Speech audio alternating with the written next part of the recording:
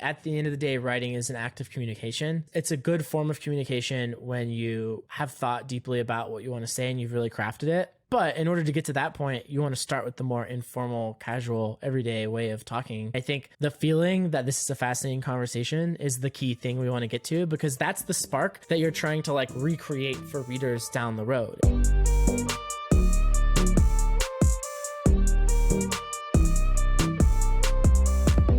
Today's interview is with Nathan Baschez. There aren't too many people more familiar with the creator economy than Nathan, and so it's really fun to talk to him. He's got a great background. He started his own company with Hardbound, and he was the first employee and VP of product at Substack in the early days. And he was at Gimlet Media for a while, and now he's running a company called Every, which is a bundle of premium newsletters. They're really focused on incredibly high quality content. In this episode, we dive into how to write great content, facilitating your ideas with sort of a mastermind group. There's a fun discussion around that.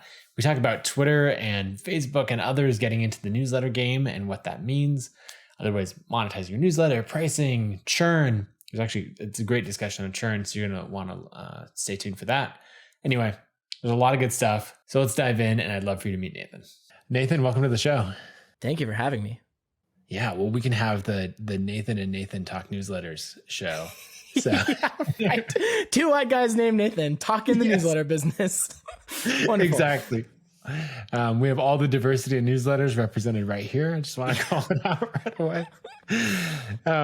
So I'd love, first at a high level, for you to tell listeners what Every is and, kind of where it's at right now and what you and Dan have done with it. Yeah, totally. So Every is a bundle of business-focused newsletters. And basically we cover right now mostly strategy, productivity, and then we're kind of getting into some industry-specific stuff, but that's pretty nascent. So we have a newsletter that covers the passion economy called Means of Creation. We also have some podcasts that we do that are they're very related to the newsletters, but basically it's just this cluster of people that work together to create cool stuff, but there's kind of we don't really publish anything under the Every name. We publish it all under one of our individual publications. And each of those are incredibly kind of like specific is the goal. The interesting thing about our bundle is we're structured as this thing that we're calling a writer collective, where it's somewhere between getting a job at the New York Times and running your own paid newsletter, like, on your own sort of like whatever, ConvertKit or Substack or whatever other platform. And it gives you some of the upsides of, having an editor, having some financing, having some distribution, all that kind of stuff that you'd get by working at a traditional media company. But unlike working at a traditional media company, you're building your own creative vision. Like you've got the final say on edits and stuff. And, you have the most important thing is obviously the shared upside. So you get like a huge chunk of the profits. We typically split them 50-50, but it's a little bit case by case depending on like what kind of team we're assembling around a specific newsletter. And sometimes there's more than one person working on one, but roughly it's like a 50-50 split. We're also trying to kind of come up with creative ways to split the IP. But anyway, long-winded way of saying it's like this interesting kind of new experiment, at least interesting to me, new experiment in how to structure a media company. Yeah, I love it. So as an example, let's say I have a newsletter that I've started and I'm running separately and I want to come to you guys and say like, hey, let's do a paid thing together. I don't know, I've got 10,000 subscribers and I'm looking to join Every. What does that look like as far as what are you looking for and some of the more mechanics of that? Totally. The key thing that it all starts with for us is we're really focused now on things that wouldn't exist otherwise. So if you've got your own newsletter and you've got 10,000, free subscribers on your email list and they love what you do and you know exactly what you want to do to create a paid subscription around what you offer, where you're going to maybe write one thing a week and now you're going to write 3 things a week and 2 of them are going to be for people who are paying or whatever.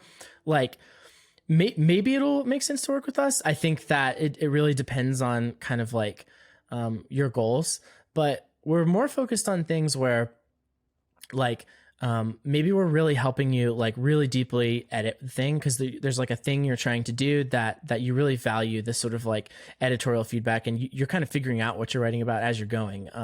Or maybe you already have a newsletter and you want to create a new sort of like version of it that's like maybe it's more researchy and we could like help find someone who like can do some of that research or crunch some of the numbers or whatever. and kind of like build a team around it.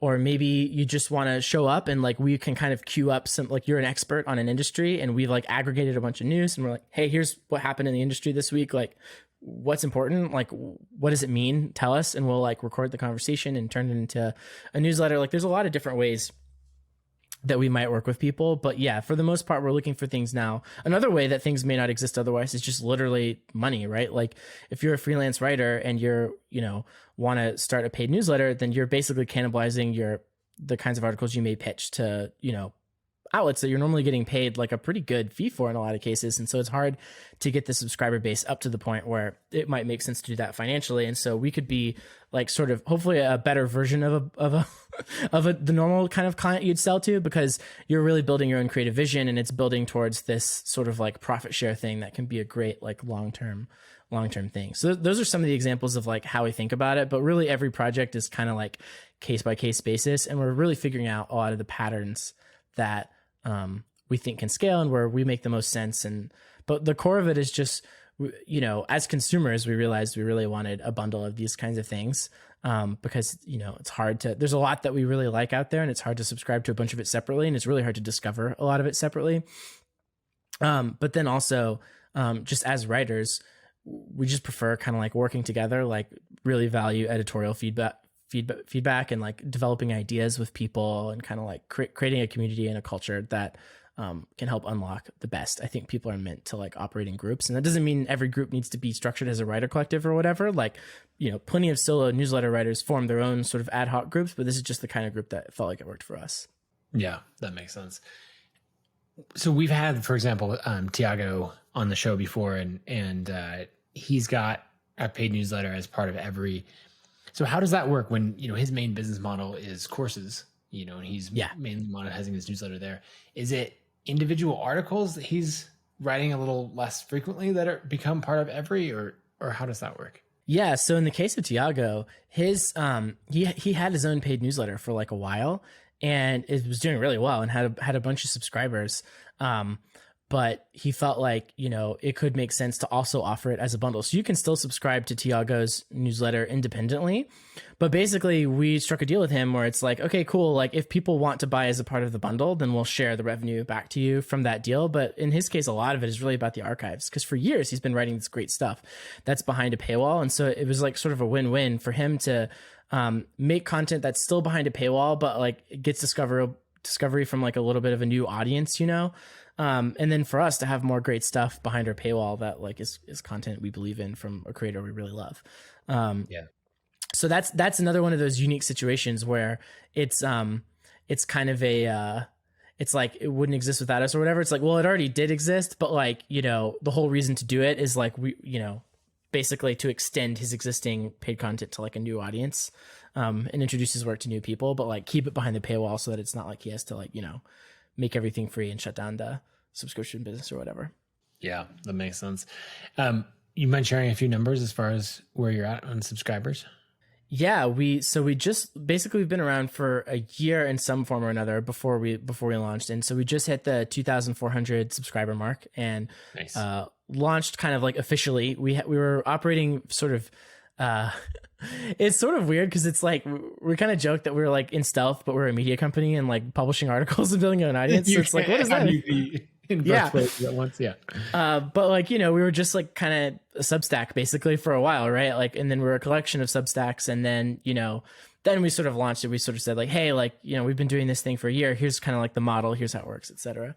But yeah, it's kind of funny where we had this name in mind for like a year, and we like built up this whole subscriber base, and then it's like we just launched the company, but also we've been operating for a year. It's like kind of weird, but anyway, it was fun. I think it goes to show that you can launch these things, iterate, figure out what you're doing, and you can have a clear idea of your end state. Like every right now is a custom built Rails application. We can dive into that, and talk about more there. So you can know what it is, and you don't have to like build exactly that before you can start working on it, right? Like you launch it on Substack, they handle the payments, it's working, it's growing, you're getting subscribers, and then you migrate everything. And it's sort of, there's some entrepreneurs who come in and they're like, nope, I cannot make a sale until I have a logo and business cards and everything. And you're like, no, you need, in this Yeah. case, you need content and people to read the content. You need a product and customers, and then you can iterate everything else from there. And that sounds like basically what you did. Yeah, totally. And it's just so important and so core to our kind of like DNA is like, first, just see if you can do the thing and don't even worry that much about like what kind of response you get. Just like you try and do it and like see if it was good. See if you can do it again. Do it 3 or 4 times. And okay, now start thinking about whether or not people like it and what people liked about it and how to get more of like a hit when you do the thing. And then once you do that, then you can think about charging or, trying to convert people to paying. And then once you've done that, then you can think about like whatever, more growth and like sustainable like marketing channels, whatever. But we try and do things very incrementally and very like step by step. Just because there's a lot of really important stuff you have to learn at every step of the way, and you just can't learn anything if you're trying to do everything at once, So it's really important to try and like, strike a balance between, whatever, trying to like deconstruct the process to do just one thing at a time and like, moving quickly enough and all that kind of stuff. Yeah, that makes sense. Along those lines, I'd love to dive into some of, those lessons that you learned, but maybe let's zoom out in the newsletter industry for a little bit, which first of all, it feels a little weird that newsletter is an industry. I don't know that a year ago or 18 months ago, anyone would have said that.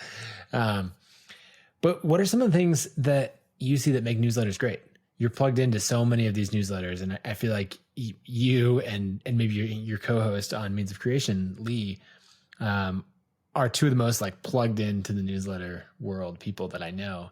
And so I'm curious, what are some of the newsletters that you're just like, I love these, and here's why. Here's what makes them great. Oh yeah, totally. I mean, like the one that I always say first, because I love his work and also because it's massively, I think, underrated and under the radar still, is this guy Scuttle Blurb. Okay. So Scuttle Blurb is it's a value investing newsletter, but it's like literary almost. It's super well written and researched, and each company he analyzes, he goes super in depth on. And it's funny because like there is a newsletter component to it, but it's more of like a website kind of a thing. Like it's like I think he uses Memberful and WordPress. But the email, you just get like an email saying a new post has been published and like the headline in the first paragraph, So it's like, and he publishes them like infrequently because they're super in depth. So, maybe 1 a month or something like that. It's just so good. Like there's some posts on there like about random companies that like they're not buzzy companies. Like there's one on Gartner that was just like, like Gartner and like Forrester, like what's the deal with those companies? Like why is one better than another? Why did one grow faster? What's the like competitive advantage or moat or defensibility or whatever you want to call it? Like, and like he uses, I think, the right amount of finance for me. It's not like overly financial or quantitative, but like the numbers are there, and he'll tell a story about how like they were getting increasing operating leverage, and you can see that in their cost of goods sold as the thing scaled, and I will have to look up some of those words every once in a while, but like it stretches me in just the right amount, just really in depth and good. So I love Scuttle Blurb.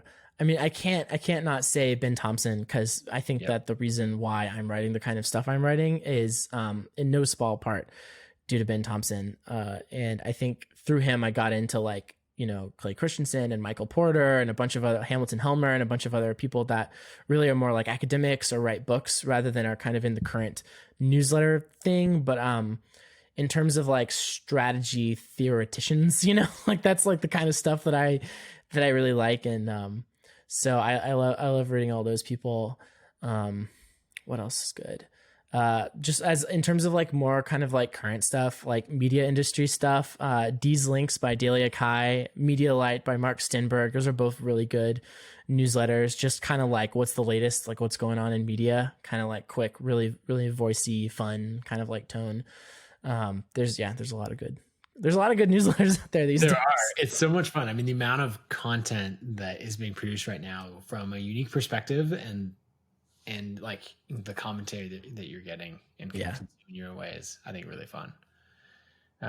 What are some of the things, like, as you've watched these newsletters, that you've really tried to build into or some of these takeaways, either from strategies that they've employed or like voice or any of those other things? It's so interesting because like, I think we think about ourselves as like, we deliver our posts via email.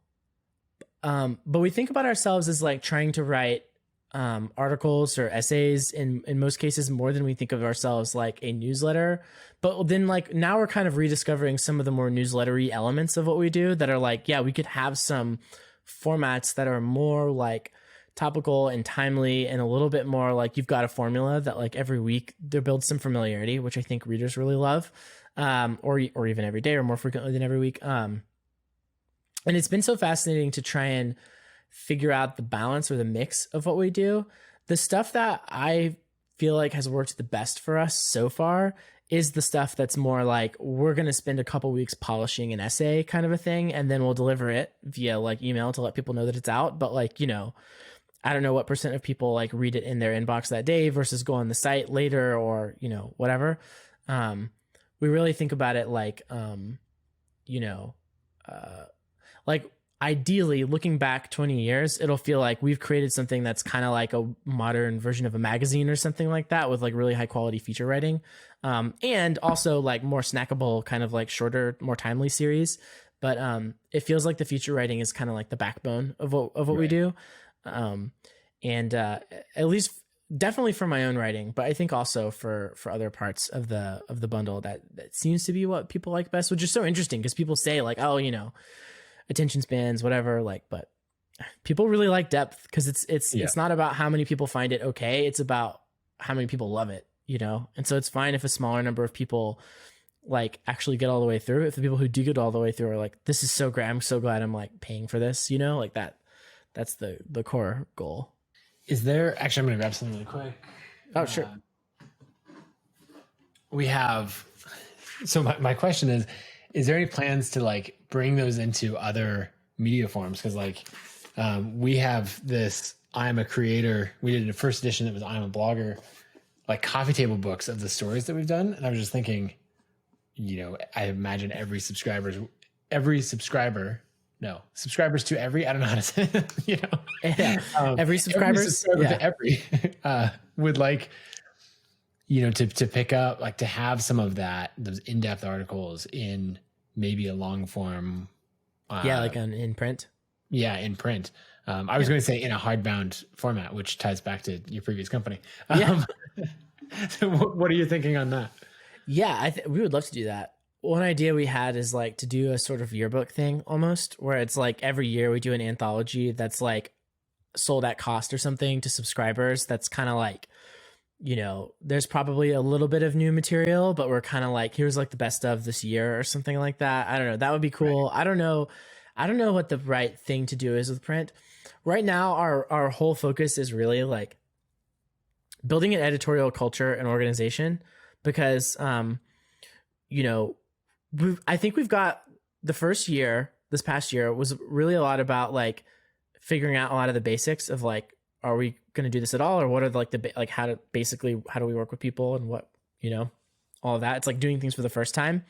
And now it feels like next year, and it kind of culminating with being on our own platform, honestly. And now it's like all the pieces are basically in place. And now we need to like kind of grow into it, you know, like, okay, like we're on our own website, but we need to make it like amazing. And we've got like a team of people, but the team needs to really gel and we need to like go through a lot of cycles working together. And like, we're writing articles, but like, you know, how do we write better and more consistently and all this kind of stuff.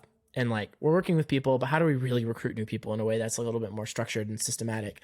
So I think a lot of this year is about just sort of like doing the things we already do and like doing them as best we can and learning how to do them, just like staying really, really focused.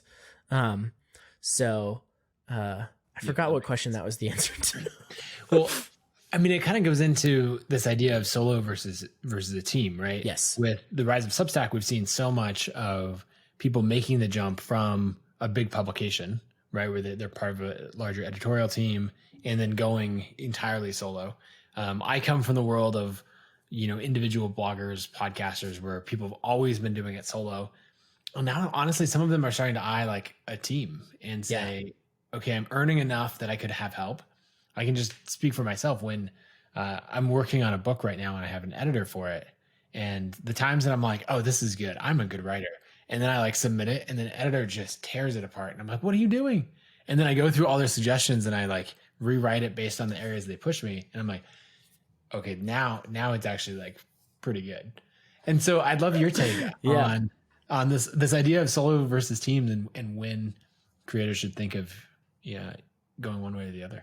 Yeah, I mean, this may be a kind of weird thing, but I think everyone needs a team at some point in their career, and they may not always need the team once they really figure something out, but like, and the team may not always be like literally like a team, like of people that you are employed with or whatever, but like, I don't think anyone can do it in a vacuum, and like start from scratch and be totally in a vacuum and then like succeed from scratch.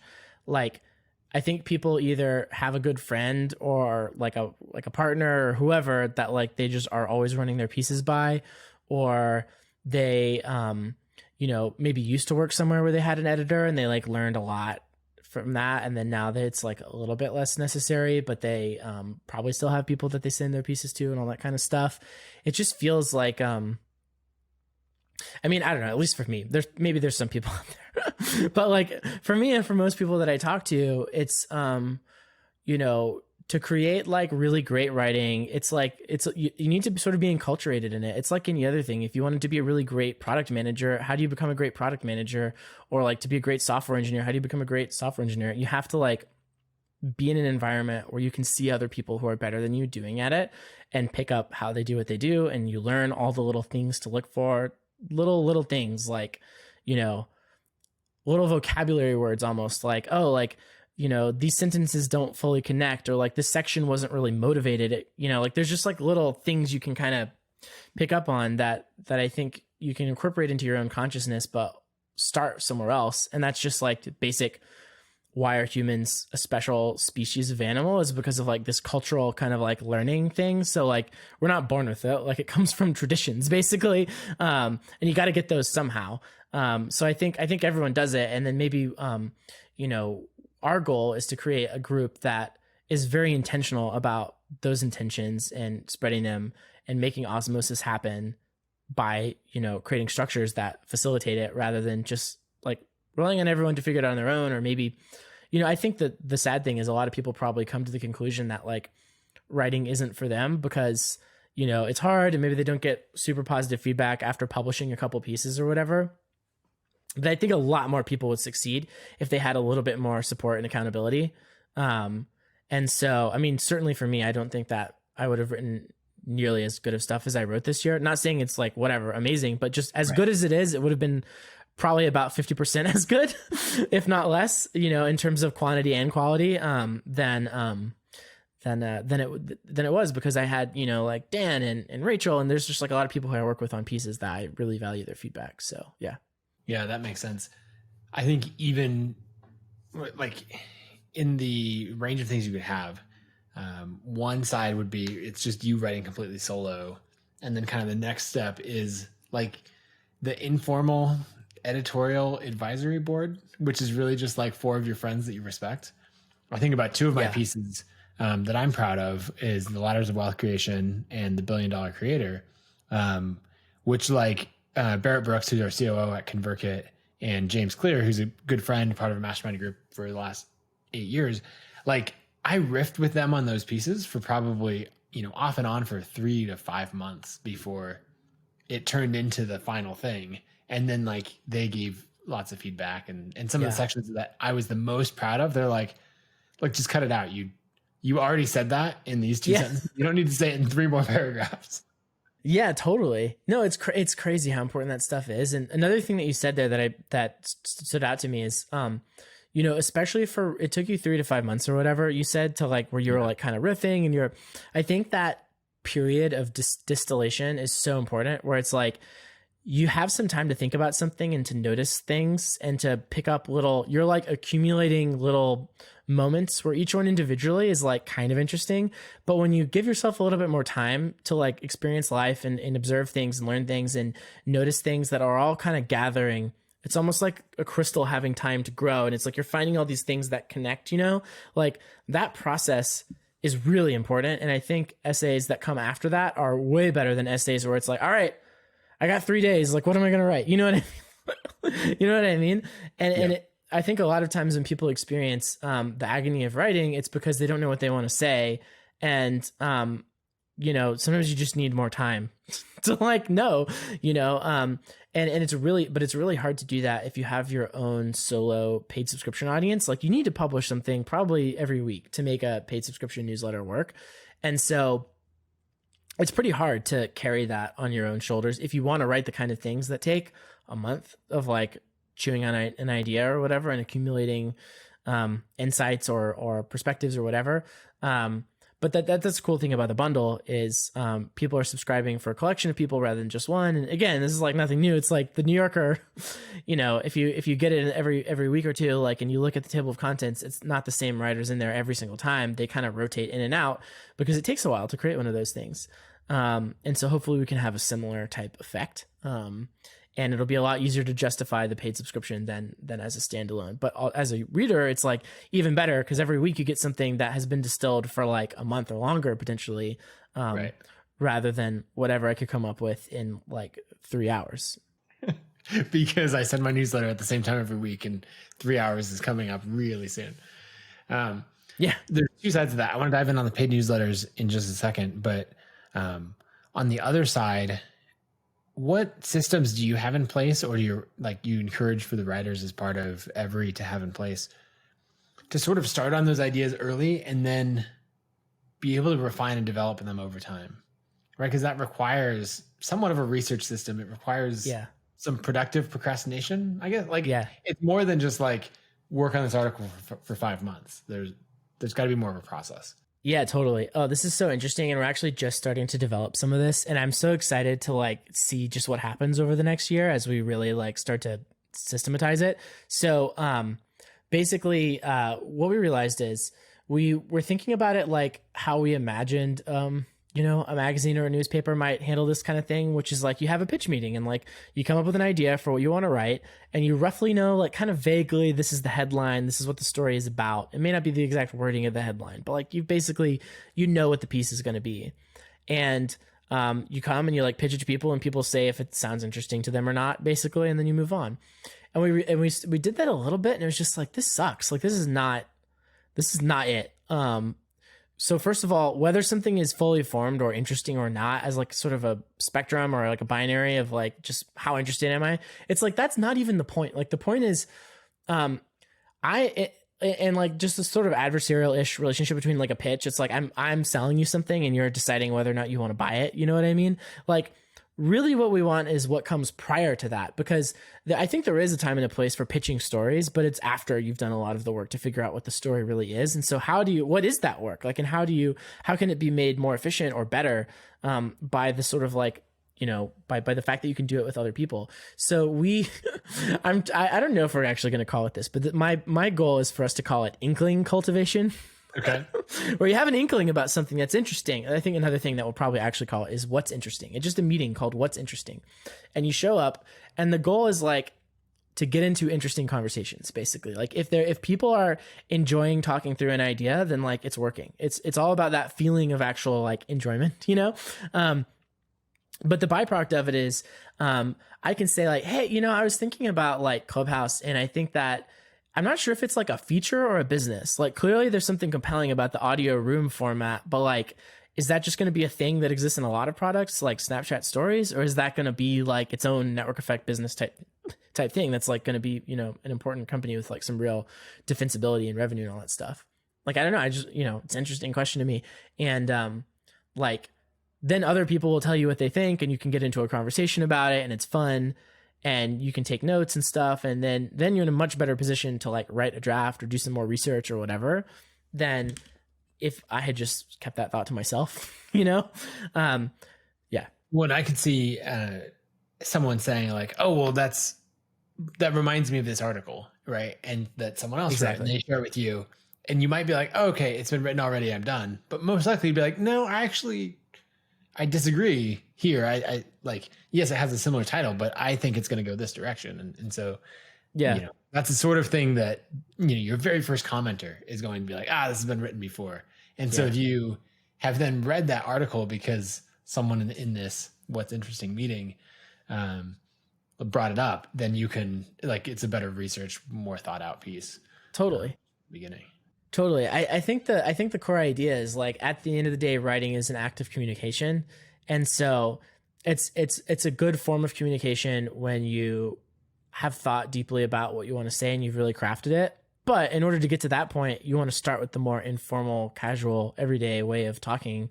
And I think the feeling that this is a fascinating conversation is the key thing we want to get to, because that is ultimately, it's like that's the spark that you're trying to like recreate for readers down the road. It's like the thing that feels interesting now is ultimately the same feeling in some ways that the reader is going to have later. You're just serving it up to them on a platter in like a guided journey, as opposed to like the sort of like rough, loose thing that happens in like live conversations. What I love about that is not just the refinement of the ideas, but you're also taking writing, which can be a very solo, sometimes lonely task, and turning it into a social, engaging, having that connection. And it's something that, right, someone might start a newsletter, it's growing, and they get advice like, oh, you should hire an editor. They'll push your ideas better. And you're like, look, I don't want to spend hundreds of dollars per article on an editor yet. I'm not quite there yet. But you could make your own, like, I've recommended mastermind groups a lot. Yeah. And so you can make your own, like, what's interesting group of like, totally. Get together with 4 or 5 newsletter creators in the same space and have a weekly or a monthly call where you just kind of riff on each other's ideas. And so that's amazing that you're creating that for, publications inside of Every. Yeah, totally. I'm so curious, like Mastermind, I didn't even make that connection, but I think it's completely apt. Like, are there any structures from that you think would be useful for, groups of writers talking about what stuff they're interested in potentially writing about? Well, there's 2 sides of it. One, with the Mastermind, it's using that word. It's more commonly going to go to like, how should I grow my publication? What strategies should I use? And so a lot of people are going to fall into that side of like, oh, well, Nathan, if you did this, then you would grow 5% faster per month. And that has its place, and can be like highly recommended, very useful. I think what we're both saying is you need both. That's the business side. And then for a second, let's just set aside everything about business and growth, and let's totally talk content and make sure that those stay, like, there is a wall between those. And I think, right. Like church and state. Yes, exactly. That would be funny if you're like, this is church. Church. Yeah. Oh my God. We should totally call it church. That is actually a great idea. And we can have another meeting called state. And it's like it's just about the business, the logistics of growth, everything else. What's the conversion rate on that? And you're like, I don't care. This is a church meeting. Oh my God. I actually kind of love that idea. I mean, there is a problem with media companies where there's sometimes too much separation between church and state, but I think having a cheeky play on that could be like really fun. I'm going to pitch Dan on this. Okay. I love it. So structures for the Mastermind, I've seen hot seats. That's probably the most common one, where, say, if you have 4 people in a mastermind group, they're rotating who's in the hot seat every week. Another important thing would be accountability. Yeah. Often you have these ideas that maybe you've pitched it or thrown it out in a what's interesting meeting. Right. And then you follow up and you're like, so whatever happened? Did you write that thing? Right. And so if there's some visibility, let's say there's like 5 or 6 of us on this meeting. If there's some visibility into what's in your rough drafts article list, and you're like, hey, that one is actually good. Like, I have one from quite a while ago that's like, oh man, it's probably 70% written, or at least the first draft of it is. And it's sat there and I haven't worked on it in 6 months. And so to have that accountability where someone is like, hey, you got to actually put work into it. Like, you went from productive procrastination and now you're just straight up procrastinating. Avoidance. Yeah, totally. Well, Nathan, if you want to join the collective, there's always a seat for you at the that sounds good. I might just have at the What's Interesting meeting, or should we call it church? Yes, exactly. I like that I'm being recruited to church. I did not expect that on a podcast with you. Well, I love that approach of getting more support beyond like the editorial. Are there other areas that you think of, individual newsletter creators should be looking to add some more support? Yeah, I think I mean, there's obviously a whole bunch of kind of like just the logistics of running a subscription business that it's really nice to not have to, like someone wants to cancel and, they just emailed you, cancel me instead of clicking a couple buttons, like whatever. Like doing customer support email is like, always never fun. And when we were on Substack, they did that for us, as they do for all of their writers. But like we do that now. But I actually like that. Like, I think it's really good for us not to be insulated from those types of things and to have the control to make it a better experience or whatever. If we want, like in whatever way is like best kind of like suited to our strategy and to our customers and all that stuff. But like as a writer, you don't necessarily want to be doing a ton of that. What else? I actually think it really helps to have someone to help you look at your data.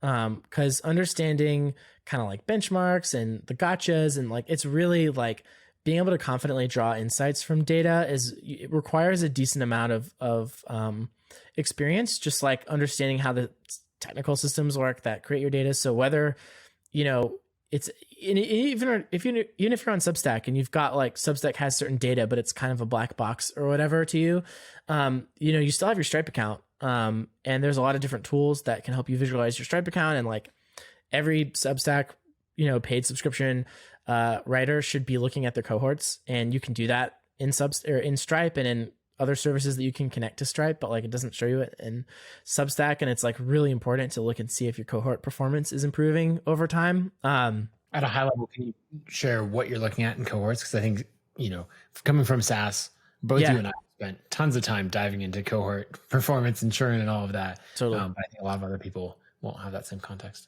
Yeah, definitely. I mean, at the highest level, basically, if you're running a subscription business, you can really only grow so fast, or you can only go so far if you have high churn. Because even if you're signing up a bunch of new customers all the time, if just as many customers are canceling, then you're not going to end up with a business that has a lot of longevity. Whereas if you have a very small percent of your people leave, then you don't need to add as many new customers in order to grow. And even maybe if you haven't quite figured out your marketing or whatever, it can still be a pretty quickly growing business, just by the sheer fact that everyone's sticking around. So like churn is incredibly important, in a lot of ways more important than how well you can attract new subscribers, because it shows if there's really like longevity there and like real value being created. And, the best way to measure that is just by looking at how long people stick around on average. But it's interesting because it's more useful to look at this in some sort of segmented way than just in general. Like if you're looking, you're like, okay, whatever, like 2,000 people have ever signed up and I have 1,600 that are active now. So I've got like whatever percent churn that would turn out to. Like that is one way of doing it. And it is like a somewhat useful metric. But if you want to get pretty actionable and figure out like, okay, why are people churning, or like, can I connect any of this churn to like trends or whatever? It's nice to segment it in some way or another. And the most common way to do that is just based on cohorts, where it's like the cohort of people who signed up in May, what percent of them were still there in June? What percent of them were still there in July? What percent of them were still there? And you can kind of like draw these lines almost that it's like the x-axis is months since joining, and the y-axis is percent that are still around. And so it starts in the top left at 100%, 0 months since joining. Okay, 100% is there. And then in month 1, what percent? In month 2, what percent? In month 3, what percent? And you want it to basically flatten out at some point. If it just keeps going and it's approaching 0, then like, overall the business's revenue will eventually approach 0. But good is, it's hard to benchmark. It's like, that's always the hard question, is like, what is good? Well, it's like good, bad, whatever is less important than just doing the math and extrapolating what your business is likely to do. You can make projections based on these kind of like averages. But it's probably, you want to have greater than like 50% terminal cohort retention, especially after like a year of being around. And if you don't, it's important to kind of like really figure out, like, it's probably important to refocus efforts and say like, oh, we're not going to focus so much on new customer acquisition. We're going to focus on really understanding what's going on with our existing customers and why they seem to be leaving so frequently. So anyway, that's kind of like a long-winded answer, but it's really, really important for any subscription business.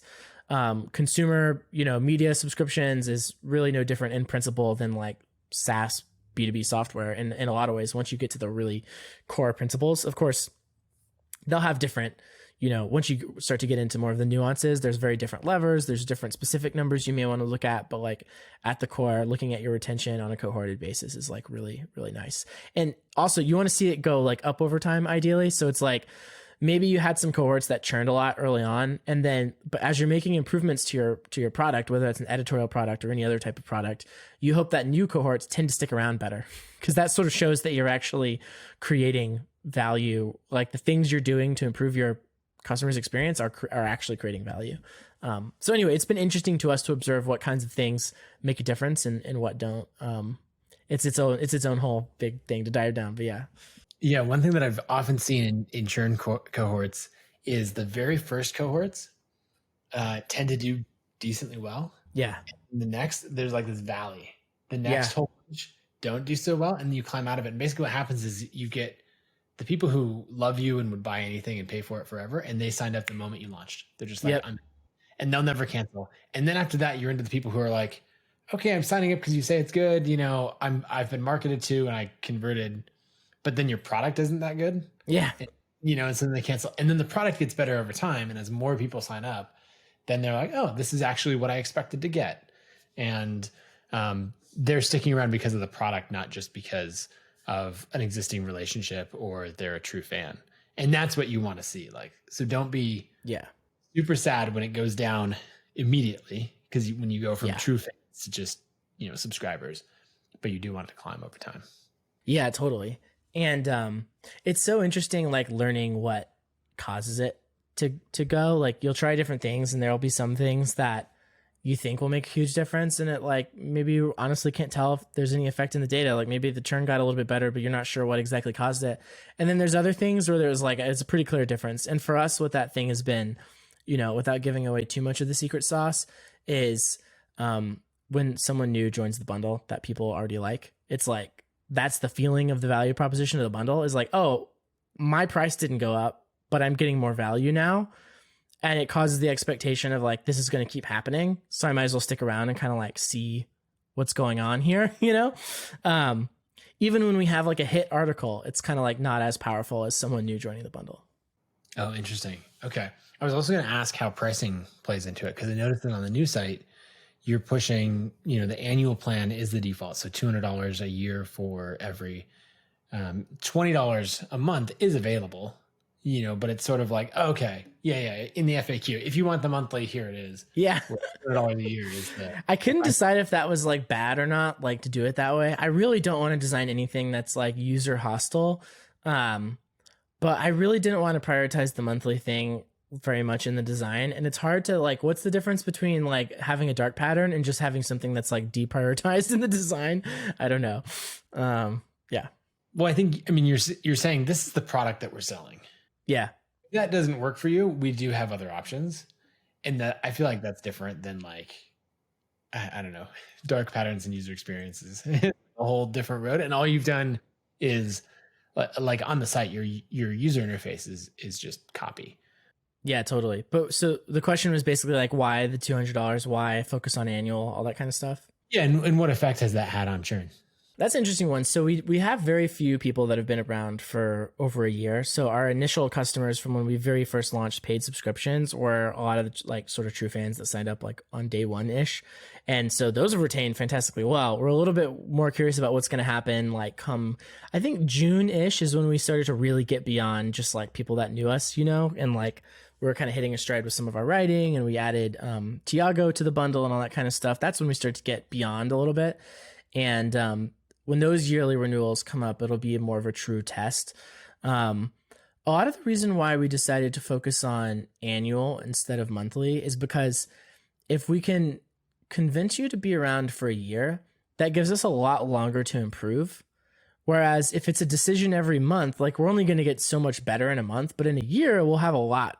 I mean, I hope we're going to feel like very different in a year, So it just lengthens the decision time. And like in exchange, we give you $40 off because you would be spending $40 more if you stuck around for a year on a monthly plan. And also in exchange, we give you, it's only $1 for 30 days. And then we charge you for this. So there's a pretty long, it's not a free trial because we want to make sure like, you're a little bit bought in and kind of like there's some skin in the game to like give this a real try and like read some stuff. Cause I do think that there is some activation energy around like reading things. Like it takes some effort in order to get the benefit out of it. But once you do that effort, you may be bought in, or maybe you're not. And in which case we need to do a better job, or maybe you weren't like the right target, kind of like the right kind of person we're targeting. But anyway, that was the kind of theory behind the $1 for 30 days thing, is like, you should have a pretty good idea of if this is like basically good enough for you to like stick around for a year. And then once the year happens, like, then we have a year to get better, kind of to like prove the product. Yeah, that makes sense. Is there anything else that you've learned on running the paid subscription that, you know, people would want to know if they're either thinking about moving to paid, or they're, you know, they have the free and a paid and they're thinking about, okay, how do I drive more value or increase revenue? Yeah. I mean, I think if you're thinking about going paid, the key thing is, if you're not already paid, is that because it's sort of like a part-time thing for you and there's something else you're doing for your primary income? And if so, like, how much focus are you really going to be able to dedicate to the paid thing? Because it is like really hard. Some people do have them as side projects, like paid newsletters, but I personally feel like there's this kind of bifurcation that happens, and that most people in this sort of like buzz about paid newsletters right now, like, aren't focused enough on, which is like, these things tend to either work and then work really well, or people try them for a little while and then it's not right. It's not right for them at that moment or whatever. And so, most people who it's not right for are the ones who had a newsletter that was free and they have some sort of other job that's like takes up pretty much their full time, and then they want to just tack on a little bit to what they're already doing, and then they struggle with it, because it is hard to sustain a solo subscription where it's like, you definitely will have those people that are just like your super fans that are going to buy anything you do because they love you. And if that's so many people that, you know, you don't even have to almost write that much and people will still stick around and that'll support you, then like, that's great. That's awesome. There are definitely people who are in a position to do that. Like, you know, when Slate Star Codex moved on to Substack and like, it was the first time he'd ever offered paid subscriptions for his writing, I'm like, I don't care. Like, just as a thank you for like all the years of like, whatever, like hard work of his work that I loved, I'm just like, I'm paying. I just want like to be on the list as a, it's like, so, you know, and so for him, it doesn't even really matter what he's putting behind the paywall, because he has such a big audience of people who like love it so much. Whereas like, you know, for me, I have to prove a lot more value, and I haven't built that thing up yet with very many people, maybe like a couple dozen, but not, you know what I mean? Like, people with, you know, whatever in my family or something. You know, I think that's a real thing for people that are like considering going paid. There was another part to your question though. I forgot what it was because I rambled for a long time. I think just noticing what your other commitments are in life, that's really important, right? Because if you're like, yeah, I've got the newsletter, I do that on the side, then I've got the full-time job, and then like, oh yeah, I just had a kid, or I just got married, you know, or some other thing. And yeah, let's also do a paid newsletter. And it's like, no. Versus if you're like, okay, I'm at the New York Times as a journalist. I've been building up my free newsletter on the side, and I'm going to leave this and now do a paid newsletter as my job. And not only do you have the professional experience of like, yeah, I write on deadline every single day, you know? Yeah. And I have that habit, but also I'm going to be able to dedicate, you know, 10, 20, 30 hours a week just to this paid newsletter. That's very different from just like, there's a quick opportunity, so I'm going to stack one more thing onto my list of side hustles.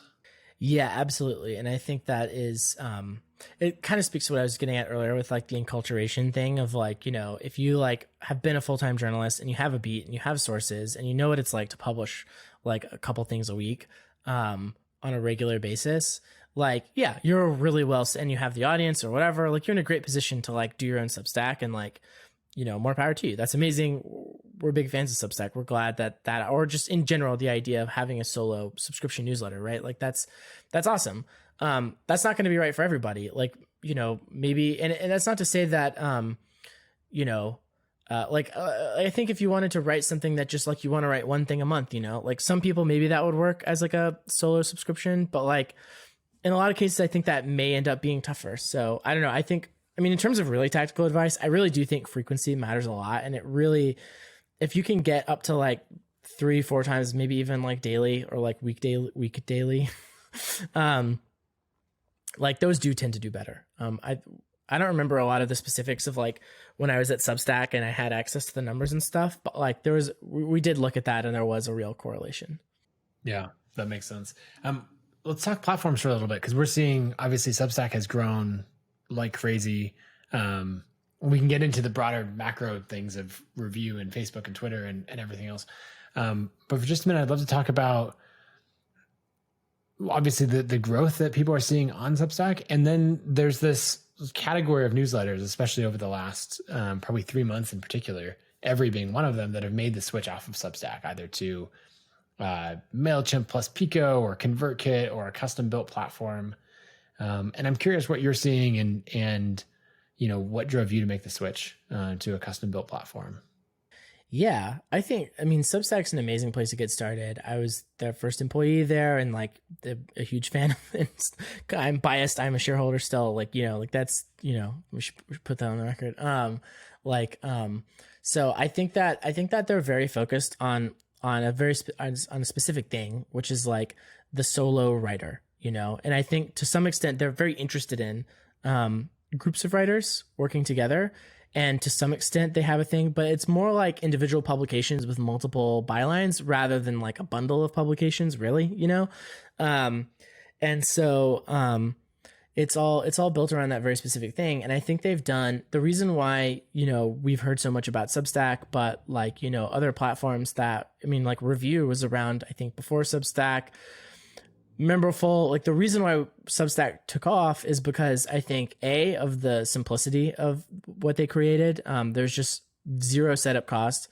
I think B, because it's a little bit more constrained and it's a little bit more branded. Substack just felt a little bit more visible than something like Memberful, which is like totally behind the scenes.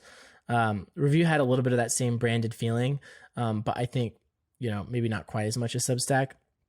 But then C, and I think really the most important thing, is they had a new vision for what solo writers could do. They were like going out to people who are talented writers that had big audiences and saying, hey, I know you're focused on getting a book deal or getting a job at wherever the next step is for you in your career path. But like, have you considered doing a paid subscription thing?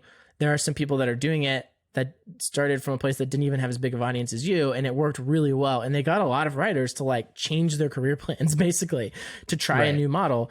And that's why, when I was at Substack, like we would call it jokingly like the religion, and it's like, we didn't like, it's like faith that you can make your own business. You can be your own publisher. You can, it's better to have an ARR than a salary. It's better to have an audience whose email addresses, they're looking forward to hearing from you in their inbox and you own the list of their email addresses or whatever. It's better to have that than to be published. And it's a really appealing religion. You know what I mean? It's something that I think that they understand writers, because Hamish is one and was a journalist for a lot of years. And, but he also has that kind of like salesperson thing, of like, he knows that's like their DNA is like, have you considered this basically? No, you probably haven't, but you really may actually want to. And then I think also what really supercharged it was just honestly, Andreessen Horowitz like does a great job at like, they're very well networked and they use their network, and we're seeing it now with Clubhouse too. And that really there's sort of network effects that they understand around cultural stuff. That's like, it's acceptable to like have a Substack in a way that going on a platform that maybe people haven't heard of as much is like, might feel more risky to people who like, are more, like if you're, a journalist or whatever, that you want to do something that feels like it's a little bit more well understood or whatever. Substack has kind of like blazed that trail. So I think there's a lot of huge advantages to being on Substack. I think that it's awesome that Substack is sort of like realizing that vision in a way that, we talked about when I was there, but like there wasn't a ton of people publishing on Substack when I was, it was really amazing to see kind of like the growth over time. I think that there's definitely at the kind of like high end, some possibility that there will be more people who kind of have a vision more to create their own publication that's like multiple authors. Like maybe it's structured as a writer collective like us, maybe not. But I think that some of those, it will make sense for them to like own their own stack and leave the platform to have a little bit more control. But maybe Substack will also build to be like more supportive of that use case. Like I could imagine them, if they had given us like, a lot more customization, like they could have kept us for a little longer probably. And it doesn't seem like something that doesn't fit with their business model. I mean, at the end of the day, if they're providing, the infrastructure and they've got their percent take, and if you want to go in and do a lot of customization, you can, but like you don't have to. There's could have stuck around a little longer potentially. So I don't know. It'll be very interesting to see kind of like what happens at the high. I think at the high end, it kind of will bifurcate where some will kind of form their own media companies that are like multi-author type deals, whether it's a bundle thing or like just a normal publication type thing. But then I think there's also going to be a lot of people who want to just write, and like they know what they write, they know their audience, they've got their thing figured out, and now they're kind of cashing in on it, rather than it's a different situation from like, like Matt Yglesias, for example. Like when Matt Yglesias, like, 15 years ago or whatever was coming up, it was probably very important that he had like colleagues and editors and all that stuff. Now, like he been doing it for a while. He knows what he's doing, and a little bit of different needs. So it's an interesting like thing to observe, kind of the market evolve a little bit, and our understanding of like how to make these models work evolves. Yeah, I think it'll be a lot based on, like you're saying, what the individual writer wants. Yeah. And some people are saying like that super clean, simple publishing experience, and just like almost put up some of the guardrails so I can just focus rather than getting caught up in the weeds of everything. And then other people are going to say like, okay, well, based on pricing, I want to be paying 3-4%, not 10%, or you'll get into automations or some of these things where people want to try a hybrid business model. I think it was interesting. Hunter Walk has this article on like the multi-SKU creator. And so having a method where some of that's available, because on Substack, you are limited to just like recurring payments, and you'd have to use a Teachable or ConvertKit or Gumroad or somebody else if you wanted to do a one-off product. Yeah, the multi-SKU creator thing is really fascinating to me. I don't know how I feel about it. On the one hand, I'm like, yeah, it makes sense, because maybe you'll have like something that's cheap and then something that's more expensive or whatever, and different people want to buy different stuff. On the other hand, like I'm not anxious for us to develop more SKUs. Like I want to pack more value behind the same SKU. It's like we have this bundle and we just want to keep making it better and better. And we think eventually the TAM could be pretty large. Like there's a lot of people who, may eventually want this, but it needs to be really, really good. And let's just keep making it really good and making it a no-brainer, where there's like tons of value behind the paywall, but there's just one simple price. There's one simple product, Simplicity is good. Last thing that I wanted to touch on is, in the last 2 weeks, I don't know, it's pretty recent since we've been recording, Twitter acquired Review. And also Facebook, there's like some, not an official announcement, there's like some rumor. Apparently they're getting into newsletters too. So I just love your take on it of, a couple of years ago, newsletters were this thing that people were like, you're starting a newsletter? Yeah, totally. And that now all the big companies are getting into it. Well, it's interesting because, Twitter historically has fumbled like new opportunities, basically like Vine and like Periscope. Like, there's a lot of sort of stuff that they were like right there, and then like someone else really ran with the opportunity. Like Vine really could have been TikTok, and Twitter could have owned it. Like, I don't know, maybe not, but I think it could have been. The newsletter thing is interesting because it seems like they're acting a little bit more decisively about trying to convert people from being, a writer with a Twitter account and then all their writing somewhere else to like, what if I just did it all here, because my audience is here and the audience I'm trying to reach is also here. And so we can really reduce the steps in the funnel, and that could be a really good thing. So I think for Twitter, like, if they want to be really bold, like it could be a massive opportunity. It just historically, a company as big as Twitter is not going to be, I think, very decisive in leveraging the value that they can add as Twitter because it creates a lot of risk for them of like upsetting the other parts of their business model. And there are very real trade-offs. Like, do we want users to keep scrolling and seeing more ads, or do we want them to like go into some subscription funnel where it doesn't make as much sense to display ads? And like, there's very real trade-offs there. And how do we even split the money with writers anyway? And like, what do we, how do we power discovery when like basically the reason why people are mad at Twitter and Facebook and YouTube and other platforms is because they did a great job with discovery, and some of the things that they were helping people discover were like terrible. And so at scale, you can't, like, if you're trying to get in the middle of content discovery, you're also going to take all the risks that come with that. And it seems like we're in a moment where, generally speaking, the last thing they want to do is be more in the middle of that. So it's tricky. It's very tricky. But they certainly have a lot of potential. It's just unusual, I think, for a company with that kind of potential to actually use it. One other interesting comp for this is like YouTube has a Patreon competitor. It's just not as popular as Patreon because, they don't push it because it conflicts with their main actual business model. Oh, that's interesting. Yeah, because I remember them making quite a bit of news when they announced it. And it's sort of like, okay, is this it for Patreon? And, Patreon's just like... Yeah. keeps climbing. So I think that's...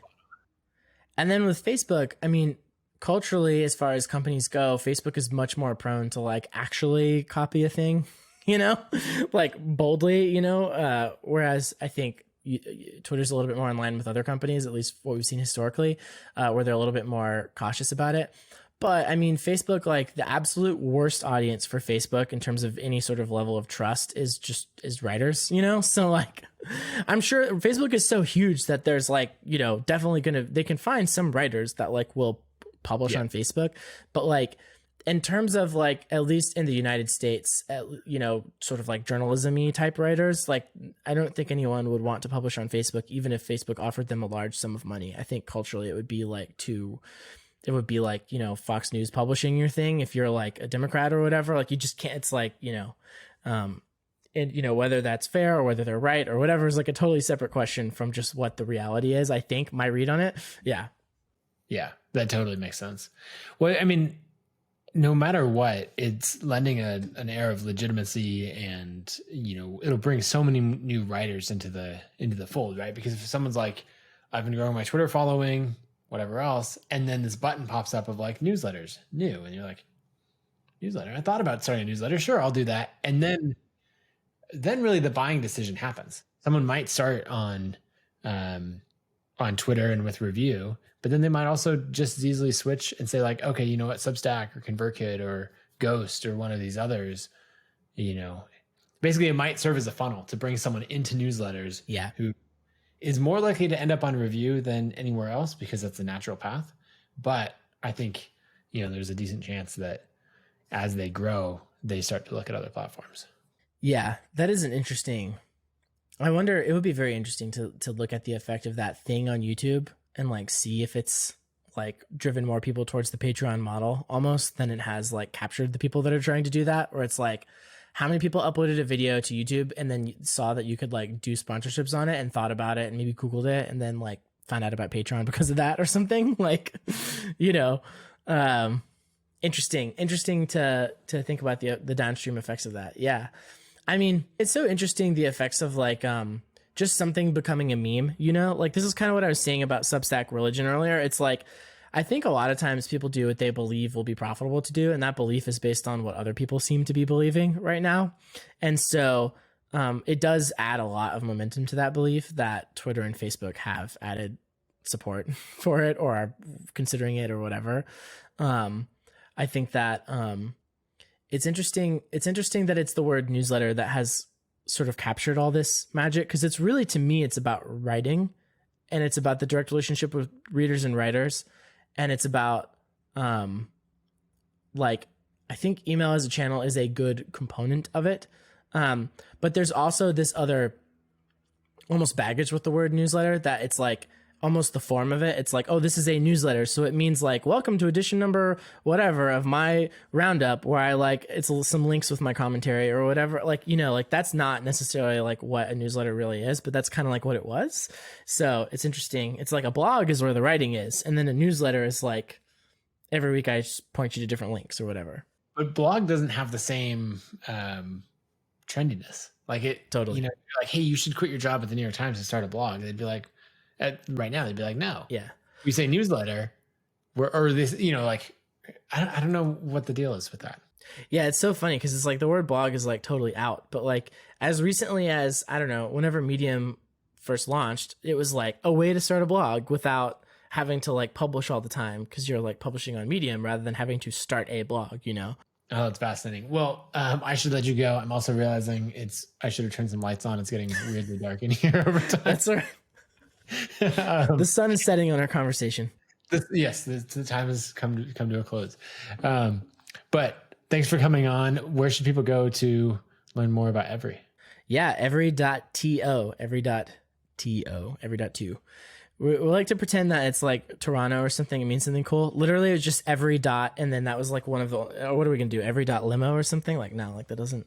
You know, Every dot is. No, that was probably taken. We figured Notion is worth a couple $2 billion, and they're Notion.so, so like every.to will probably be fine. Yeah, it's available. So long as it's not a negative, you can go with whatever. It's great. These days, which is great. Awesome. Thanks for coming on, and hope everyone will check out Every, and we'll talk soon. Thank you so much for having me. It was a lot of fun.